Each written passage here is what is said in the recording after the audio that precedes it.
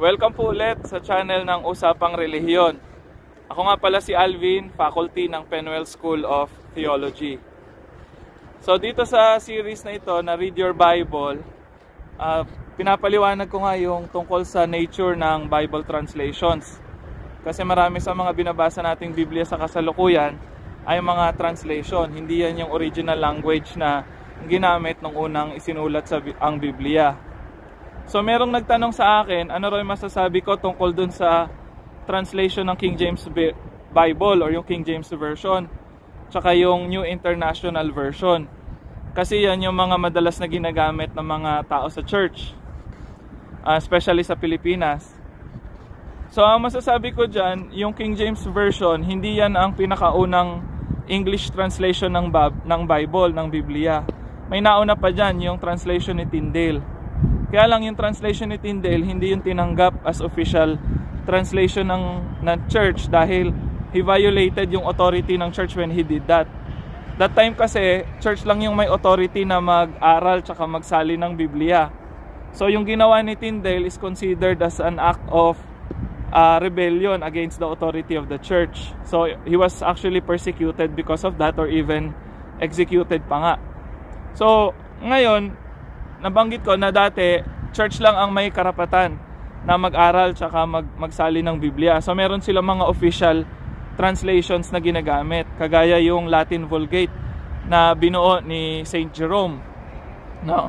So yun lang ang ginagamit na official Bible ng church, na isinalin yung buong Biblia sa wikang Latin. No? Kaya lang later on, because of Reformation, mas naging bukas yung pag-aaral ng Biblia. Mas naging malaya yung mga tao na alamin ano ba talaga yung sinasabi ng Biblia sa wika na naiintindihan nila. Kaya si Martin Luther, nagkaroon din siya ng sarili niyang translation ng Bible sa German language, no? So isinalin niya yon para yung mga ordinaryong tao sa Germany or sa Deutschland ay magkaroon sila ng access doon sa mensahe o ng salita ng Diyos. So, aside from that, sa Geneva, yung Reformed Church sa Geneva, nagkaroon din sila ng sarili nilang translation ng Biblia, yung tinawag na Geneva Bible or the Bishop's Bible. So, yun naman yung ginagamit ng church, ng Reformed Church sa Geneva. So, then later on, yung mga nasasakupan ng Great Britain, so kailangan din nila mag-come up ng sarili nilang official na Bible na nasa language ng English, no? So, they commissioned a group of scholars din para bumuo ng translation na magagamit sa lahat ng nasasakupan ng Great Britain. So, nag-gather sila ng mga scholars from Oxford, Cambridge, Westminster, para mabuo ngayon yung tinatawag na King James Version. So, it took them around 7-8 years. So, para nagsimula yata yung project 1603 and then natapos siya 1611 nung officially nilaunch yung King James Version. At yun yung magiging official na Bible ng Empire under King James. King James the first ng England or ng Great Britain, at King James the 6th or the 4th naman ng Scotland. Anyway, so it's very commission siya ng politics. So may kasamang may kasamang politics doon sa even yung pagsasali ng Biblia. So yun yung naging history ng King James. So kaya maraming mga conservatives, yun na yung ginagamit. Kasi marami sa mga missionaries, of course, nang galing sa Europe. So, dala-dala nila yung King James Bible nila in English. So, dinala nila yon sa North America and some other parts of the world. So, kaya sa Pilipinas, so maraming mga conservatives, yun ang ginagamit nila. Pero later on, in-update naman nila yung King James. Kaya merong New King James Version, no? So, hindi naman natapos yung pagta-translate sa King James lang.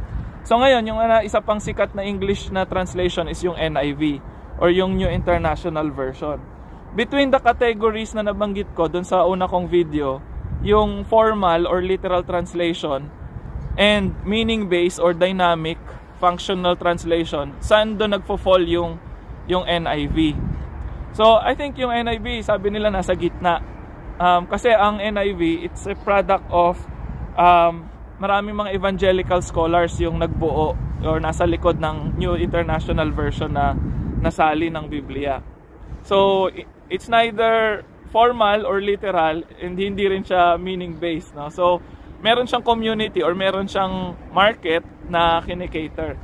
So, kaya, yun yung naging product, yung NIV. So, maraming mga evangelicals and Christians, NIV ang ginagamit. So, ako, personally, tinanong din ako, ano yung Bible na ginagamit ko pag nag-aaral ako. As I mentioned, ang pinaka-best na version para sa inyo is kung ano yung nakakatulong para mas maintindihan nyo yung salita ng Diyos. So sa akin, dalawang version yung ginagamit ko, isang meaning-based tsaka isang literal or formal translation. Sa formal translation, ang ginagamit ko madalas is New Revised Standard Version. At yung sa meaning-based naman, yung Good News Translation or yung TEV or Today's English Version. Una, kasi familiar ako sa proseso na pinagdaanan ng mga translations na yan dahil under yan ng United Bible Society. So dahil naging bahagi din ako ng Philippine Bible Society, kaya familiar ako sa proseso, kaya tiwala ako na reliable yung translation na yon. Yung mga translation na yun na binanggit ko. So yun yung ginagamit ko. So yung iba, minsan chinecheck ko rin yung NLT o kaya ESV.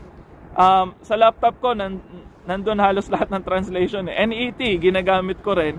Tinitingnan ko minsan yung mga notes nila about sa mga keywords sa Hebrew tsaka sa Greek. So, ayun, ganun ako gumamit ng iba't ibang translation. Hindi ako nakatali sa isa lang, pero kung papipiliin ako or meron akong i-recommend, I will recommend New Revised Standard Version or Good News Translation for meaning-based. So, yun lamang po muna sa ngayon. Maraming salamat sa mga tanong ninyo. At kung meron pa, ilagay nyo lang sa comment at subukan nating sagutin sa mga susunod na video. So, maraming salamat po.